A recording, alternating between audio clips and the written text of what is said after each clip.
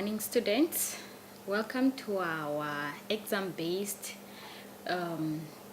session presentation for mathematics, the learning support in mathematics, BES MAT42. This is for the Bachelor of Education in Senior Primary. My name is Loide Ampolo, Mrs. and my contact number is 081-2009-524. In case you have a question, don't hesitate to contact me. You can send on WhatsApp, you can send an SMS.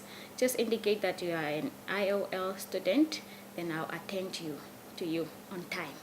Thank you very much. Welcome to our contact session for 2019. This presentation will cover very few content of the subject and some general, very short general guidelines. You are facing your examination, and I want to put this in mind when you are preparing for your examination. The general information, the first one, I want you to pay attention to the verbs in the questions. When you are answering the questions, make sure that you understand the verb, and they are in the study guide. Go through them and know what you are expected to do when you came across a certain verb. Explain, discuss, list, mention, evaluate, analyze, those type of things. You must know what to do when you want to list, when you are told to outline, when you are told to describe, etc. So then make sure that you know those verbs, and please answer the question. About the examination, the paper is divided into 4 questions, just like your assignment. It was divided in 4 questions with sub-questions, so that it will also come in that format, and the total marks for the examination is 100 marks. Your assignment was also out of 100 marks, so then it's 100 for both. You need a minimum of 50% to pass your examination, so then you need at least 50%, 50 out of 100 to pass that examination. And you should try to study the whole book. Your assignment, as you have seen, it have covered all, if not all, it's most 95% of the chapters. So then go through, especially when you are studying, pay attention to the chapters that were in the assignments, because that is what the focus will be mainly on. Go through your assignment as you are preparing for examination. This will also help you to identify the mistake you made, and you should also learn from the comments. If the question was explain and then you only listed, and then I said please explain or adhere to the instruction of the question, or attempt your answer in this way, learn from those comments. Let us continue. The first part is logic and classifying.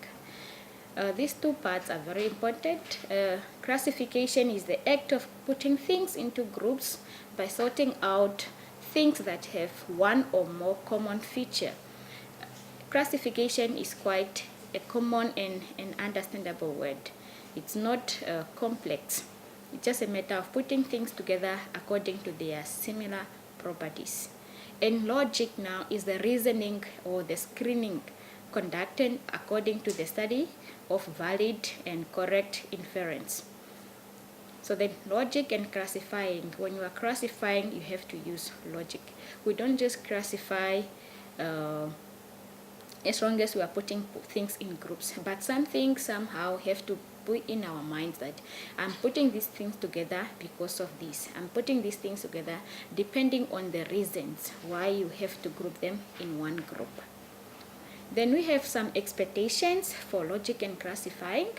The ability of children to sort, classify, and order objects by size, number, and other properties.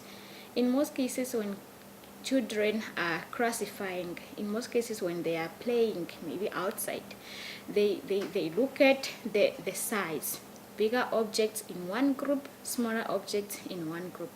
They look at the number, how many green bits are here, how many blue are here, then they put them in one group and put the other one in the other group. And also other properties, the color, the size, the texture, and many others. And then sorting and classifying objects according to their attributes and organizing data about objects. So then when they are classifying, those are the expectations that they mostly look at when they are grouping their things and when they are classifying their objects. 5 types of criteria that children can use when classifying. As I say, they just don't classify, but then something logically happens. They look at, the children must practice sorting or separating things. They should be able to sort and separate things. They must group or join things according to some attributes. For example, shape or color. The rectangles in one group, the squares in one group, the red one in one group, the green objects in the other group. So then they look at some of those attributes. They should be able to subtract or separate a group into smaller groups. So then sometimes if you find that maybe this one is having too many objects, maybe they are all red, but they have some big objects and some smaller objects, you see that they'll put the bigger ones in one group and the smaller one aside as well. They should be able to add or put things together, and they should be able to arrange things in order by size or number. This one has to do with pattern as well. Sometimes the pattern, when they are classifying, sometimes they can develop some patterns as well. Bigger and smaller, bigger, smaller, bigger, smaller, and also like green, red, and the yellow. Then again green, red, and the yellow. Those are some of the types of criteria that they use when they are classifying. And then when they come up with their groups, what are the features of those groups? A group can contain a zero or an empty or endless number of things. A group, you find out maybe we don't have bigger objects, or they are all smaller, or maybe we don't have green objects, I'm only having red and blue. It now depends on the objects they are working with and perhaps the question that they are given. Group this object into 3 different groups, classify this object into 3 different groups. But then in some cases you find that there's no object that can fit in a certain group. It can contain a zero, or we can have an empty group. A group is formed of things that are alike or things that belong together. Groups can be added or subtracted, divided or multiplied. And then they are always having a common attribute. They are always having a common feature. Same color, same size, same shape, and so on. Those are the features of the group, and you should know them as well. Then we have the 10 types of common features of things learners must be taught to develop their logic and classifying skills. So then for us to develop these classifying skills in the children, what are the common features that we must teach them? The first one is color. Things that are the same color can go together. That is quite straightforward. The shape. Things may be all round. They can be squares, they can be triangular, they can be 2-dimensional and 3-dimensional, those type of things. The size, sometimes some things can be bigger and some other can be smaller. Materials, things are made of different materials. They can be wood, plastic, glass, paper. So then you can put paper in one group, grass in one group, wood in one group, plastics in one group, and others. The patterns, the things have different visual patterns. For example, stripes, dots, flowers, and other things. The stripes, the texture or the pattern on those objects. And then we have the texture. Things feel different from each other. They may be smooth or rough or hard. So then you can see that it can also classify objects according to how they feel. Then we have the functions. Some items are used to do the same thing. For example, eating, writing, playing.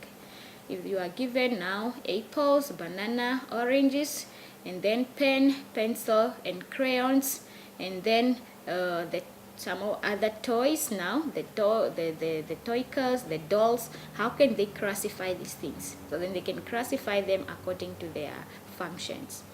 The things that we eat, one group, and then for eating in one group, and for playing in other group. So then that's one. Then we have association. Some things do a job together. For example, candle and match, milk and glass, shoe and food. You see? So then it can also be that feature. They can also classify their objects according to their association, how they relate to each other. Then we have the class name. These are particular names that belong to several things. For example, people, animal, food, vehicles, weapons, clothing, homes, and so on. They can also classify that according to their class names.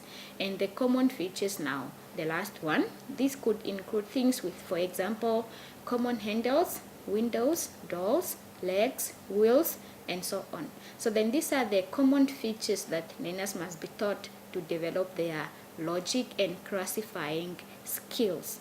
Color, shape, pattern, texture, and many other things. And then classifying now, when they are classifying and logically classifying those objects, they can do some of these things in the class, sometimes outside or on the playground. And when they are doing that, they can also develop some of the concepts. This can be counting out equal shares. Counting out equal shares. They can be develop concepts of exchanging money. They can develop the concept of comparing. This one is bigger, this one is smaller. Then distinguishing, classifying, and sorting. This one is used for eating. This one is used for writing. This one can go together. This one cannot go together. The patterning, working out fractions and parts and wholes as well as sequencing. So then these are some of the concepts that can be developed outside the classroom when kids are playing outside. And the next part is constructivism. Constructivism is not a teaching method, but it's a theory. It's a theory, it's a widely accepted theory that suggests that learners must be active participants in the development of their own understanding. This concept is it's very important for teachers because we should know that learners have some basic knowledge in their that they picked up in their daily lives when they are growing up in their environment, when they are playing. And as teachers, we should not just feed them, we should develop, we should teach them and try to increase or to build on what they know already.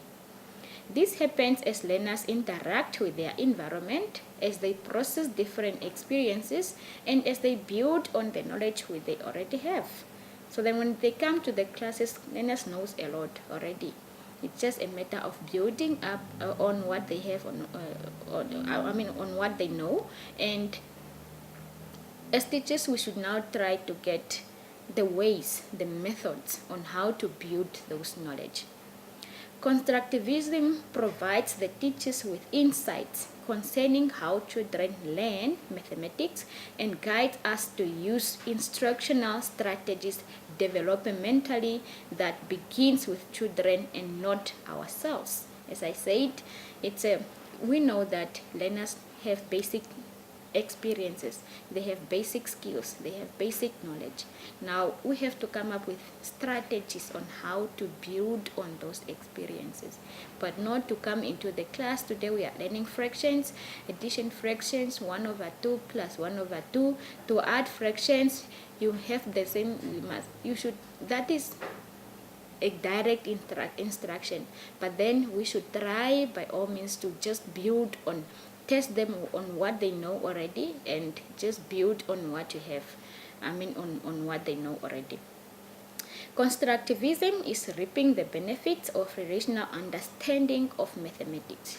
In mathematics, we have relational understanding and conceptual understanding. You should know the difference between the two. And so now constructivism is now reaping the benefits of relational understanding. Relational understanding is just to know what, but without any knowledge, without any understanding, without any reason. So then we try now to reap from that so that we can develop their conceptual understanding. Why should we have the same denominators when we are adding fractions, for instance, but not just to know that the denominators must be the same, but they don't know why. So then we are trying now to constructivism will now try to move away from that relational understanding and more on conceptual understanding. This links procedural and conceptual knowledge to set the foundations of a developmental approach. So then when we do this now, it will link the procedural and conceptual knowledge. Procedural knowledge is just knowledge of the procedures. These are the steps on what to do. So then, and the conceptual knowledge, as I said, is knowing why. You have to know the reason why these things are like this. And so now constructivism will now try to link that procedure. Knowing the procedure is not important, but at the same time you must know why these things, mathematics is done this way, and then it's a set of foundation for developmental approach so that they will develop in their mathematics now. Let's proceed. Now, how can we teach constructively? The key idea of constructivism or constructivists is children construct their own knowledge. This approach views the learner as someone with a certain amount of knowledge. The learners are not empty vessels. They know something. So then it's just an idea that they know something, and then it's a matter of us teachers to build on what they know, but not to act as if they don't know anything. The learners then add new knowledge to the existing one by making sense of what he or she already knows. We therefore infer that the constructive process is one of which an individual tries to organize, structure, and restructure his or her experiences in the light of available schemes of thought. Some of the knowledge that children have might not be correct, or we need to restructure, we need to shape them, but not to say no, it's wrong. It's just a matter of showing them the correct direction, building on what they know already. This contradicts traditional views of teaching, where learning was a process by which the teacher gives people skills. The traditional way of that we normally teach, and it's a common method that teachers mainly use.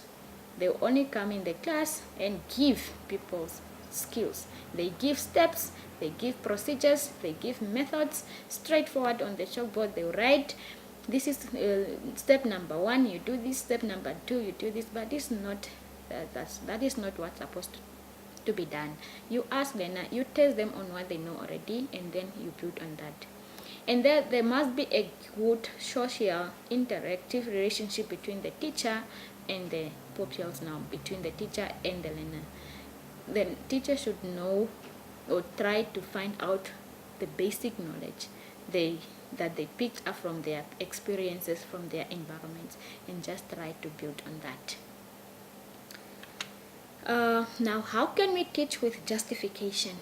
Constructivism, as I said earlier on, it tries to move from relational understanding to conceptual understanding. And conceptual understanding, as I said, it has to do with knowing why, knowing the reason behind a certain calculation.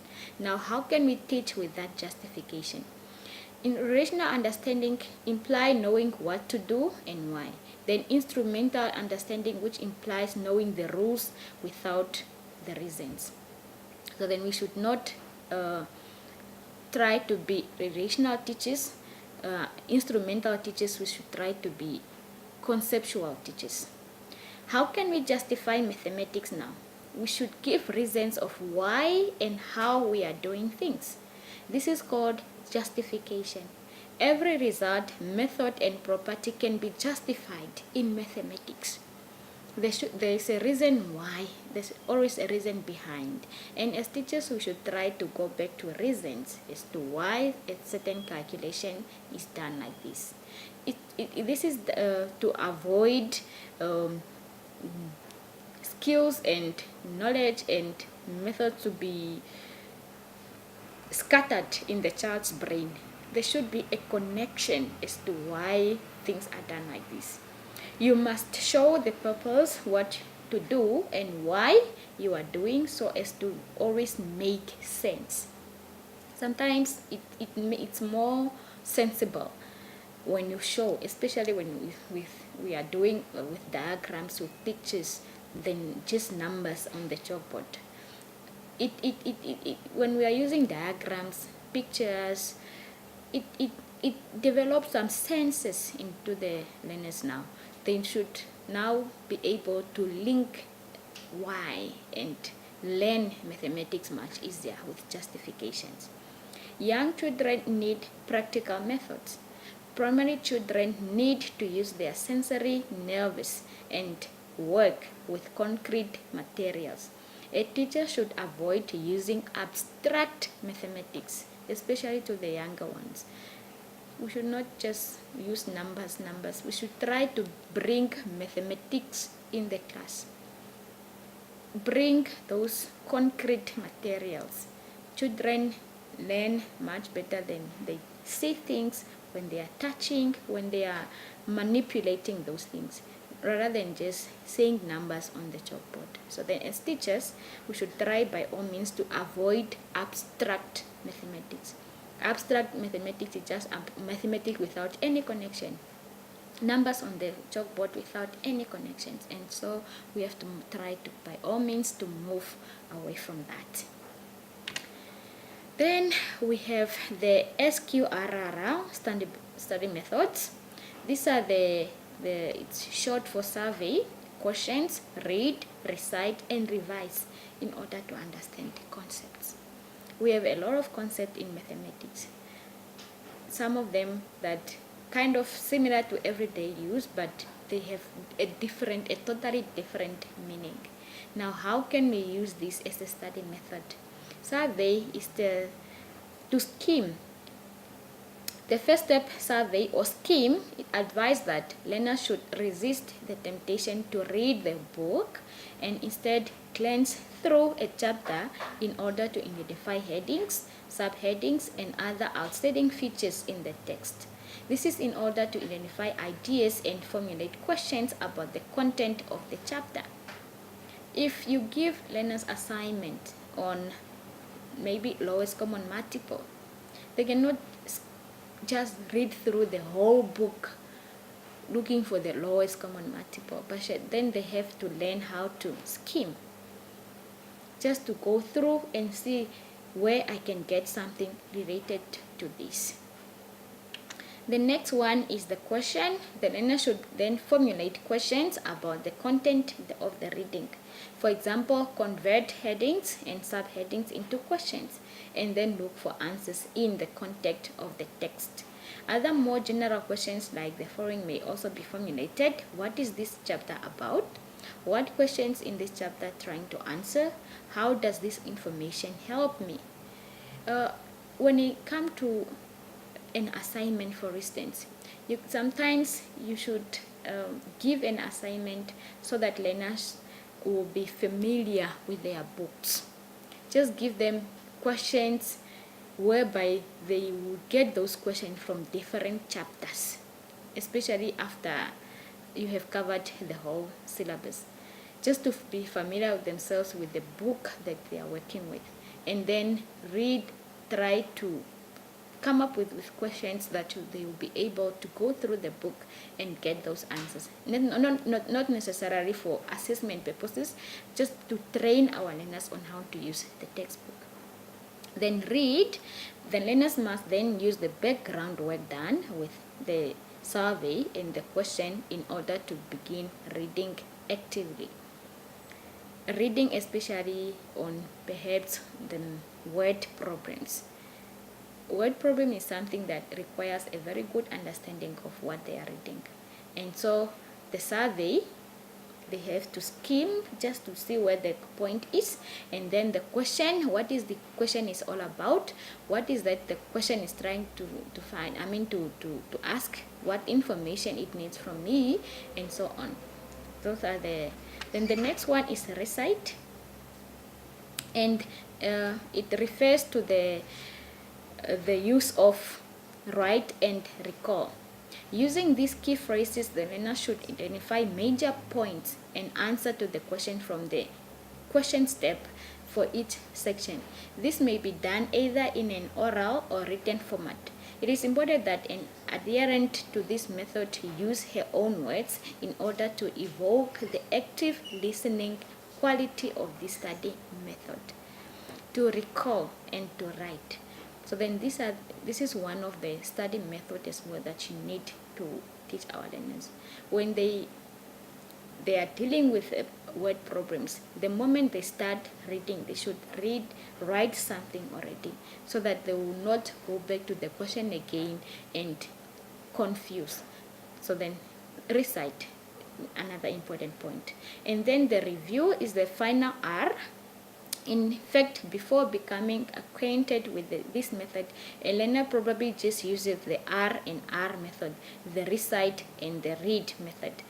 So then, provided the learner has followed all recommendations, he should have a study sheet and should test himself by attempting to recall the key phrases.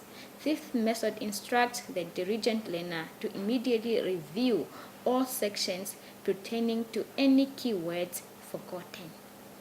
When the child is now revising, it can now go back. Maybe he was studying, then have some notes there. We have prime numbers, we have factors, we have lowest common multiples. There we have fractions. There we have percentage, working with percentage, converting from percentage to decimals, for instance. Then we have pie charts, bar graphs, and then there we have perimeter, areas. Now, to review now, they'll reflect. If I have to calculate the area of the triangle, what is the formula again? What do I need to do? Perimeter. What is the perimeter again? They are reviewing on what they have. They studied in their books. Okay, now when it comes to these study methods, in your assignment, you are asked to do 1 or 2 or 3, and then in the examination, I can ask any of these. I can ask how to integrate review, can you use question method, how can you use the survey as a method of studying, as a study method. I can ask any, whether it's April, August, or November. So then when you are studying, make sure that you know each and every part of these study methods. Then we have the features of the learning process. The young people learn things in many different ways. They don't always learn best by sitting and listening to the teacher. They can easily become bored when the children are just listening and sitting there without being actually involved in the lesson. Learners can be motivated by practicing skills on their own. Test their skills. Just give them, before you even start teaching, give them something and test their skills, whether they know. Discussing mathematics with each other, do things in groups, in pairs, playing mathematics games, this one they like so much. Come up with any game, whether it's you are using dice, you are using cards, you are using the snake and the tail and snake game. So that one, doing puzzles, doing practical work, solving problems, and finding things out for themselves. These are features of the learning process. We should not just give, they should be actively involved in the class rather than sitting there to the teacher and listening and without doing anything. They won't learn. They learn best by doing. And remember, it's mathematics. In the classroom, students need opportunities to use different ways of learning, and using a range of different ways of learning has the following benefits. Remember, in our classes, we have so many different types of learners with different abilities, disabilities, and how can we include them all in the class is by using different methods. And it motivates learners, everybody is involved, every child's needs is counted on. It improves their learning skills because they are learning well by the method that they know best. It provides variety of methods. So then reading like maybe this child was the best method, learning method was listening. But then when the teacher is now using other learning opportunities, then they will think that no, me with games is now much better. It enables them to learn things more quickly as well because we are using different types of methods. So then these are the benefits of using different learning methods, learning ways. And another part which is quite important is the language of mathematics. Mathematics has got its own language that is different from many other languages that we use for communication. It has got its own vocabulary, notation, rules, and conventions. In learning mathematics vocabulary, learners have to learn meanings of mathematics words so as to formally understand mathematics, like integer, index, congruent, factor, multiple, sum, difference, quotient, parallel. These are especially the words that they are not mainly used in their daily lives. The meanings of words for things you can see, you can teach these words by showing pupils concrete examples. If you are to find maybe the shapes which are congruent, then you can come up with shapes which are quite exactly the same, rather than just using the word congruent, and then congruent shapes are shapes which are exactly the same, similar shape, similar size, or same shape, same size. Without having those shapes, have the shapes in hand. These two triangles are congruent because they are exactly of the same size. Fit them together, they are fitting into each other nicely, so then they are congruent, instead of just speaking congruent without anything backing it up. Then we have meaning of words for things you cannot see. There are many mathematical terms that you cannot show now. For example, the square root. That word is very, very abstract. We are only having the symbol, but to bring the square root thing in the class it's quite impossible. So then we need to give them enough examples showing square root with no formal definition that may be used. Square root, use it as much often as possible so that the learners can know it, because we cannot bring it in the class. Then we have words that have different meanings in mathematics. For example, a root. A root in everyday language implies the underground part that enters a plant. Now in mathematics, this word means something very different. A root. And it's very difficult for us to bring a root in mathematics. The root that we mean in math, it's an abstract word. So then we have to use many examples.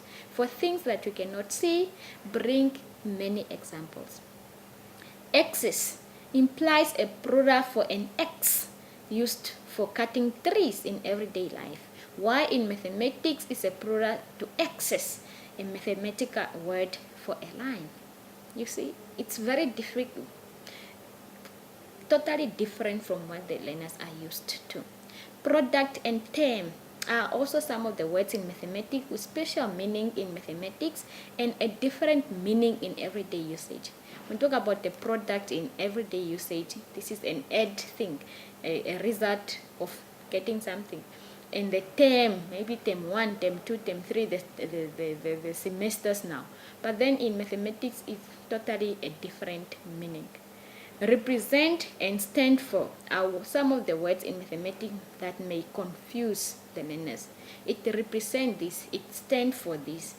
So then we should now give them a lot of examples involving these words that are not used in everyday life. And then we have words in mathematics that have precise meanings. A rectangle is a quadrilateral with opposite sides equal and all angles equal to 90, or right angles. Right angles refer to 90 degrees.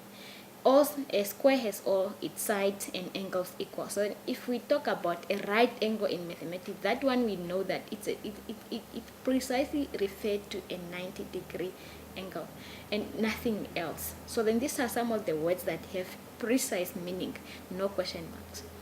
Then we have some symbols used in mathematics. Mathematics has all in its own symbols, like an equal sign.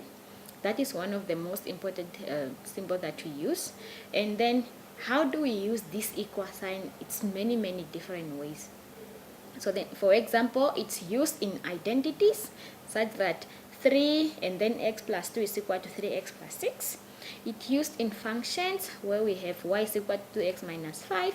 It's used in formulas, area is equal to length times breadth. It's an equal, but then the way it's used in those things is quite different.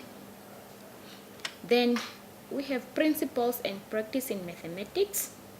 The principles make it clear that excellence in mathematics and education involve much more than just listing content objectives. We have this principle that you should know.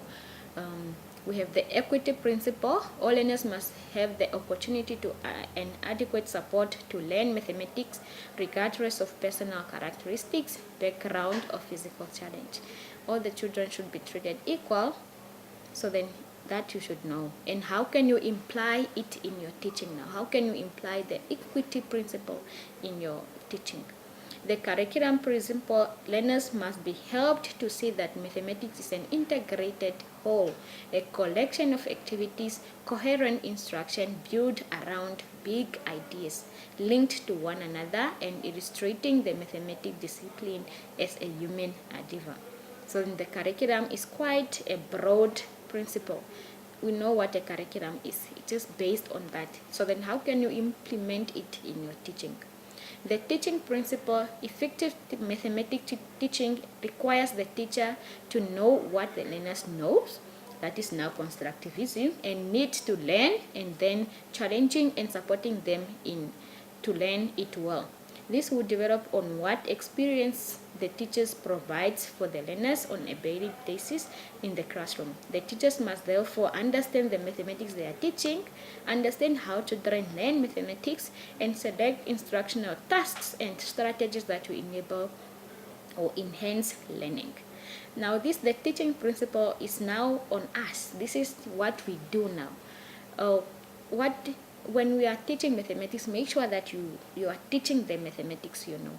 If you don't know it, do some background check, learn before you go and teach the learners. Otherwise, you stand there, you get stuck, and then you confuse the kids as well.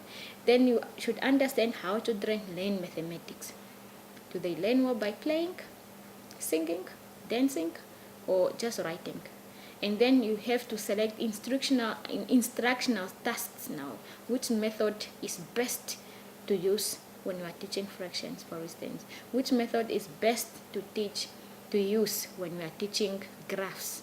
So then you have to now check which one it will be the best method to enhance learning. Then we have the learning principle. Mathematics should be learned with understanding. This refers not only to the computational skills, but also the ability to think and reason mathematically in order to solve the new problems in future. The other one is the assessment principle. Assessment should be done for learners to guide and enhance their learning. It should include an ongoing observation. The teacher must use a variety of techniques, provide feedback on time. And then we have the technology principle. Mostly calculators and computers are essential and influences the mathematics that is taught and enhance students' learning. Technology permits learners to focus on mathematics ideas. All these principles you should know and how you can integrate them in your teaching. Any can be asked in any examination, and you should also go through on what is under those principles. These are not only the only part under the teaching principles, but there are other things that can come out, the branches now. You should go through those ones as well. Then we have the KQs. The young children have difficulty in forming their own image. For them, memory aids that relies on visual cues, audio cues, and kinesthetic cues should be used to enhance memory activation. This is just the visual, audio, and the movement. Which one enhance their learning much better, and which one can they use to develop their memory now? If we use the visual, is it possible for them to learn and listen and remember to what you have done? If you are just there listening, is it helping them to develop their memory? So then visual refer to the object that they can see, pictures, diagrams. Audios refer to the listening now, the rhymes, the taping, the songs. Then this one, the kinesthetic one, refer to the movement. Okay. Then from visual cues, then they will link now some of the visual associations. For example, if you have pictures of the money, the bank and the post office and the supermarket, then the child can now then put those images together. That maybe the money from the bank is put in an envelope bought from the supermarket and posted at the post office. They can now link some of these visual cues. And then the audio one, for example, when you teach children to count, sing with them, 25, 35, and so on. What are the rhymes that are developed from there? And then help the learners to use their additional senses, which relate information about their muscle movement and tension. For example, when teaching some mathematical concepts, create movements of picking from a cluster of 10 marbles, 1 marble, and putting 9 away, and so on. So then when it comes to the VAK, you should know what audio cues are, what are the visual cues, and what are the movement cues, and how can you now integrate them, how can you use them in your class. In conclusion, read the questions very carefully. You can underline the keywords to direct your thinking. Your answers must be complete. Look at the marks allocated, and please answer the questions. And you should answer as neatly as possible. You lose marks on those, that if your handwriting is not neat enough, if I cannot see what you wrote, it's also difficult for me to give you the marks. So then make sure that your handwriting it's readable, your letters are readable. Thank you very much. I wish you all the best of your examination and the course in general. Hope you pass and then join the profession. Thank you very much.